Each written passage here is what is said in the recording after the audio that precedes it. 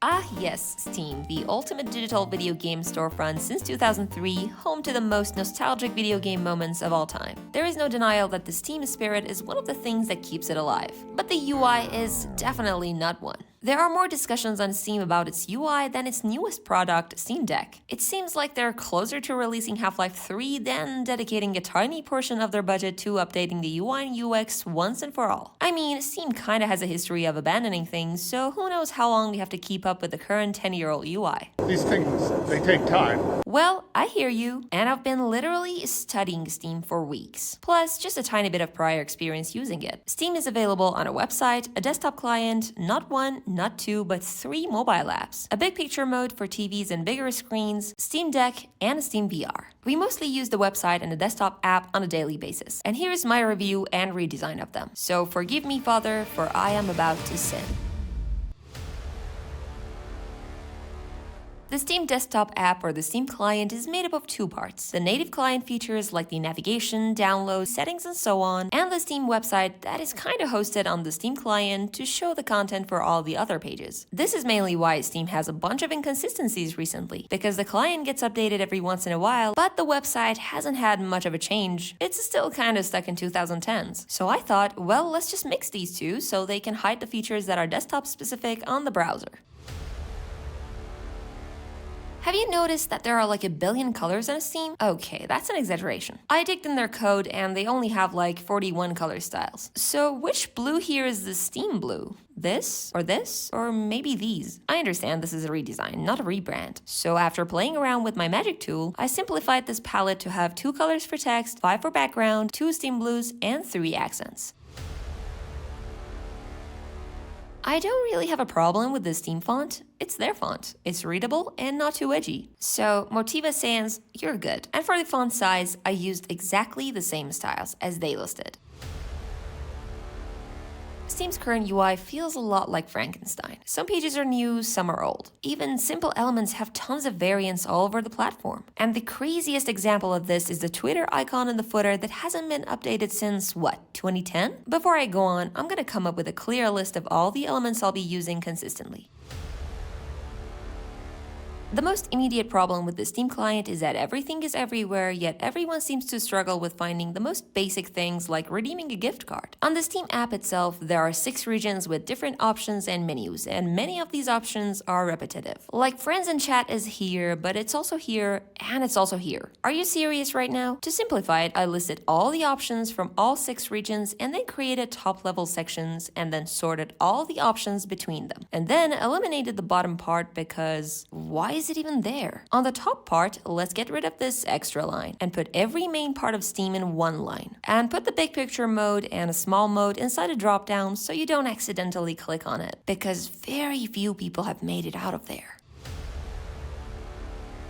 Before we continue, we should answer this question. What is Steam? Steam is the ultimate destination for playing, discussing, and creating games. Wait, but what about Steam sales? Steam discounts? Steam store? I mean, it's the first thing that loads when you open the app, right? So what's up with this labyrinth you have over here? First, you have this menu with all these options nobody is going to use. The cart and the wish list are right here, yet many people have trouble finding it. We don't need all the clutter. Let's get rid of the drop-down menus. Put some useful menu items in there and make it stick right on the top of the store all the time. But you might ask, what about all these options and categories? Well, why do we need these same categories on the menu, on the sidebar, and in the middle of the store page? The category pages themselves are so many and so scattered around that just keep us circling around ourselves. And you might think, well, it's a marketing trick to keep you hanging out in the store instead of just quickly finding the games you're interested in. And you might also think they have Steam Labs trying brand new features to help you find the games faster. Neat. Why keep on adding and complicating it so much when it could all be reimagined a little simpler? Just have a simple store page for all the latest, a browse page to look for games in different categories, and a discover page. For the store page, I got rid of the clutter first. Then I started from the top with the latest events like the summer sale. And for the rest, let's keep the game cards empty for now. We'll come back to it later. Next up, keep the featured games, but with a little twist in the carousel. I added a progress bar that fills up and moves to the next item slowly. Next, keep the special offers. Keep browse by category because it guides you to the browse page. Remove discovery queue, keep recommend...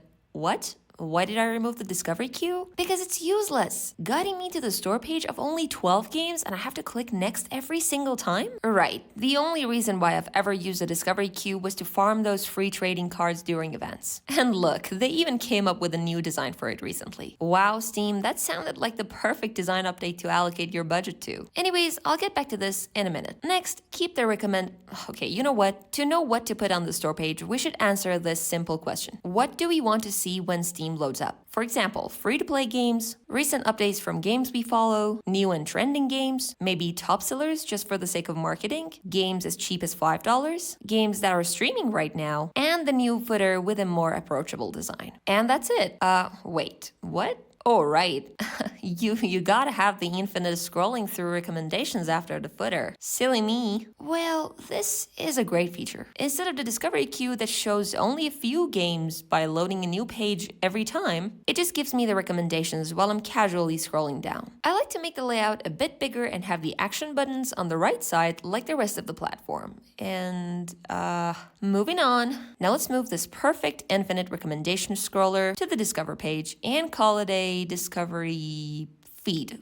For the browse page, luckily Steam already has something we can use, the category pages. But these category pages are way too many and way too complicated. You have some offers on the top, a random meaningless set of subcategories, which are all categories by the way, and clicking on them actually just further complicates this browse section down here. Like, did you miss the part where I said I want to see platformer games? Well, turns out Steam is not doing a good job checking user-provided tags either. But we have bigger problems than that. To make a good category page, first we need to make a simple homepage for all these categories, or basically all the Steam games in one place. But this filter sidebar is just bad. Off the top, change narrow by to filter. Remove the extra text, add a reset icon, and move it to the top. Something you notice inside these dropdowns is that the number of existing games is written here. But when you choose a couple of filters and then one category has no results for it, it still shows up there. Makes you press on it and waste your time. Amazing. Why not just not show them so these expanded filters wouldn't just stack up and make another infinite scroll? On the actual game list, let's say you want to add it to the cart. Hover the mouse on it and the game card expands and makes you miss the button. Great, just great thinking. Let's make the card static and change a couple of things. First of all, the wishlist button is only visible when you hover on here, and whether it's added to wishlist or not, the icon is the same. So I changed that with a more descriptive icon. The next big change I'm making is the review section. It's fine, but not truthful enough. What's the difference between very positive and mostly positive? When you say a game has mostly positive reviews among 100,000 reviews, what you really mean is that 70% of users recommended it. But what about 30,000 negative reviews? With this price, that's at least $1.2 million of revenue from people who didn't enjoy the game. You're gonna just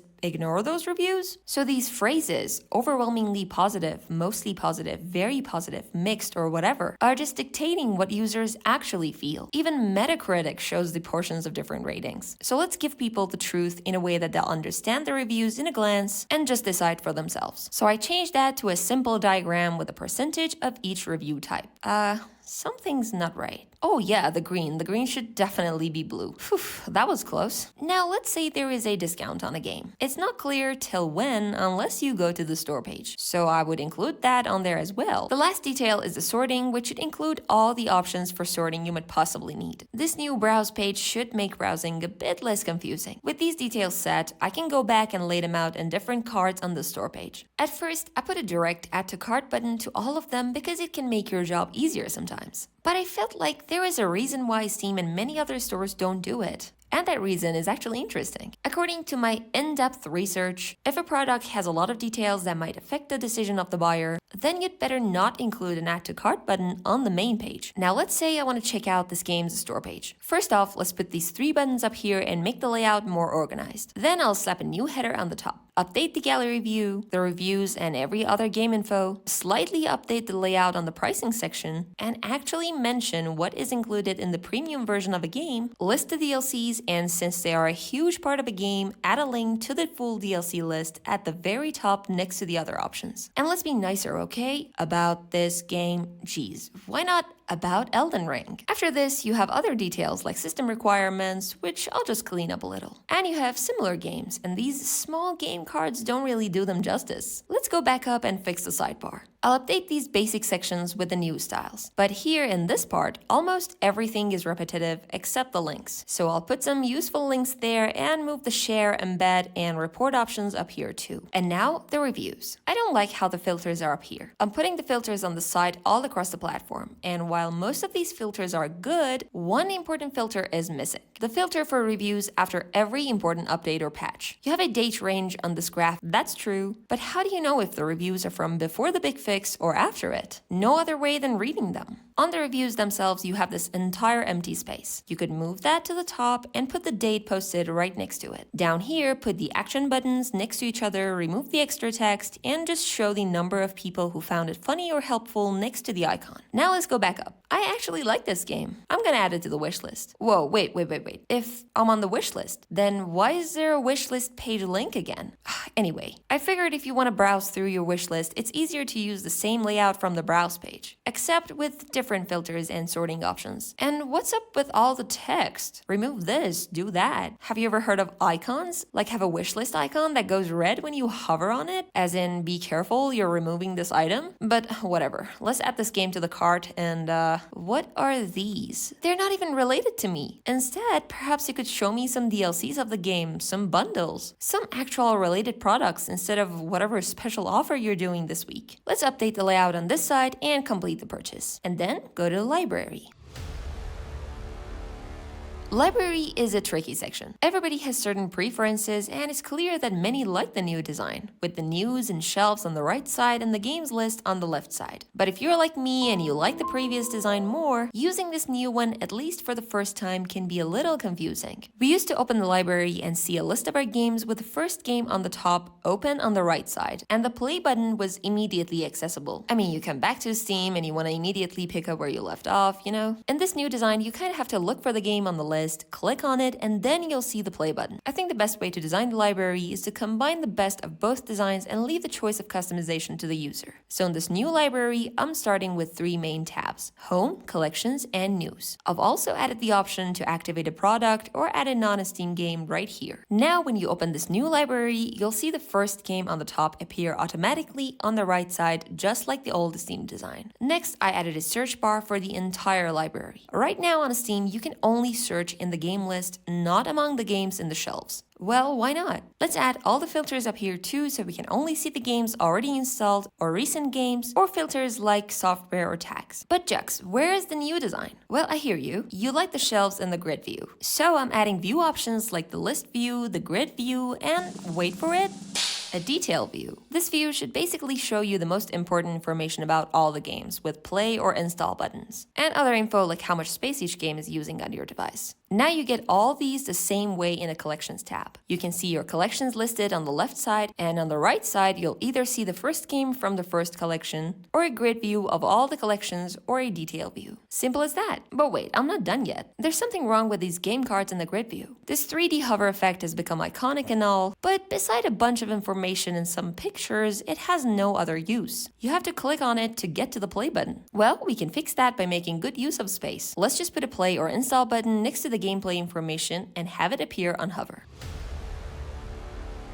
I want to update this game. I'll click on update and notice how this progress bar appears up here. I would really appreciate being able to use this download manager as an actual download manager. I might want to download several games at the same time, and I don't want my games to suddenly move up and down between these categories. These sudden movements on the screen can confuse some people. So I tried an alternative look. I'm putting all the downloads in a list, and starting the download, pausing it, or completed downloads won't disrupt the layout. I'll clear the completed items whenever I want, download several games at the same time and see the speed rates. And hey, look, my download is completed. Let's hit the game. Wait, seems like I have a notification. Your friend left a comment on your profile. All right, let's see it.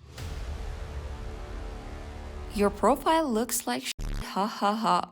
What? Okay, I forgot to update the profile design. Well, I don't really have many problems with it. I mean, Steam profiles are kind of unique to each person, and that's the good thing about them. But the default layout can definitely use some changes. Let's put all the action buttons up here and slowly go down the sidebar and make the layouts a bit more organized. On the left side, let's use icons for the gameplay info and achievement, and make the achievement progress bar to, glow up a little. That's it. Now I want to check my screenshots. A new page? page? Okay. Want to see all my games? Again, a new page? Damn, Steam, you're so generous with pages. I wish you were as generous with discounts.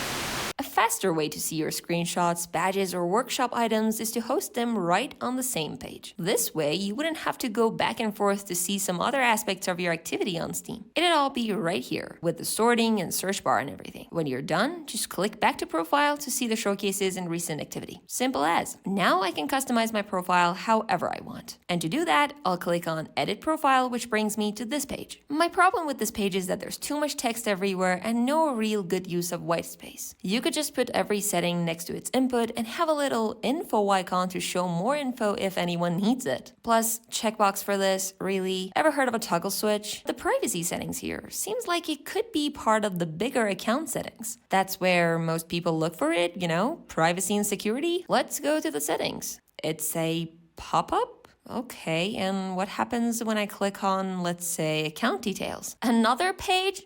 Steam, why do you have to be so quirky? This could all be just one settings page, with all the possible settings in one place, like a normal platform. Now, for the inputs, we just need different sections, like contact info, and then title, input, and then all the buttons you need next to it. I'll use the same exact logic for the rest of the settings and only put relevant settings in each tab. This is account settings. Security settings or family settings have their own tabs. So here are your settings. What? Wait, I need to get this. Oh, that's my friend. Stop moving things around. I'm in the middle of a game. Yeah, okay. This friends and chat pop-up could use some changes though. Let's put it over here on the top next to the friends and chat icon. And let's move the status drop-down icon next to the actual status, not your name. And let's update the layout down here. Wait. Did my friend buy No Man's Sky? I need to check the activities. Oh great, another page with repetitive options and links everywhere. Sorry, but I'm moving you here in the friends and chat and activity pop-up and making you a simple timeline of events. And now the final boss, the Steam community. Okay, where do we start? I mean, Steam kinda has a history of abandoning things, so who knows how long we have to keep up with the current 10-year-old UI.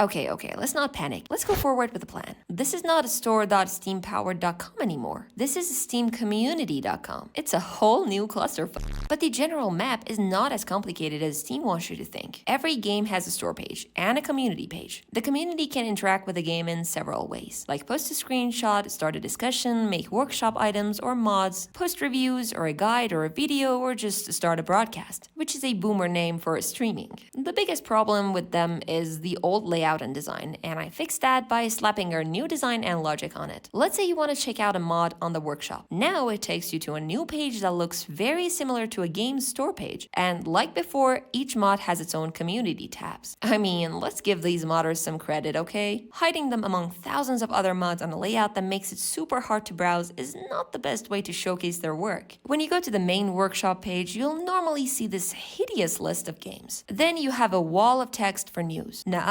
We need a big grid of these games and 3 of their most popular workshop items. And let's make it a little more friendly to search or sort the games. The other pages like the Community Hub homepage or discussions could use some of that tidiness. The homepage is too cluttered. Let's guide users to search for a game right when they land on it. Or otherwise, just look at the latest across all communities. On the discussions page, let's turn these 3 tabs into 3 big buttons and have our featured discussions down here. Now, when I click on any of these, I'll see the forums, and if I click on a forum, I'll go to a thread and that's it. Not too cluttered and not filled with repetitive texts everywhere. And now, the moment we've all been waiting for. The market. The Steam market is not the most approachable. I know each one of us have our own problems with the market. My main issues are within the main market page. First of all, these listings and orders could each just be a tab. And let's say you have some active sell listings. Have you ever just had these listings stay there for days without a buyer? Well, that could be because your price is too high compared to the current price. But you couldn't know that before going on the listing page. So, to make your job easier, I added another column to this table to show the current price people are buying this item for. Now, I'm not not really happy with the price and you're telling me I should just remove this listing and go to my inventory and make a new listing? Do you know how much time I've wasted going back and forth to the inventory? There needs to be a simpler solution, like editing for that. This makes everything so much easier. Down here, we have the list of all the current items, and this search function is honestly the worst. I mean, look at this. If you expand the game list, it literally just lists all the games. All of them. I'll move the filters to the left side and add a search bar to search among all the existing items. And after updating the design, I'll add one last touch, which is another column in the table showing the price changes in the past 24 hours. Putting these all together, say hello to a fresh new look of your favorite video game storefront. Explore new games, find games in your favorite genres, prepare your wish list, shop without a single disruption, and get points to decorate your profile. Choose your favorite game and play a match or two with your friends. Looking for your community? Search for your favorite game and see what everyone else is up to. Try it now. So, what do you think about this redesign? Let me know in the comments. And that's all for this video. If you liked it, make sure you do your magic down there and see you on the next one.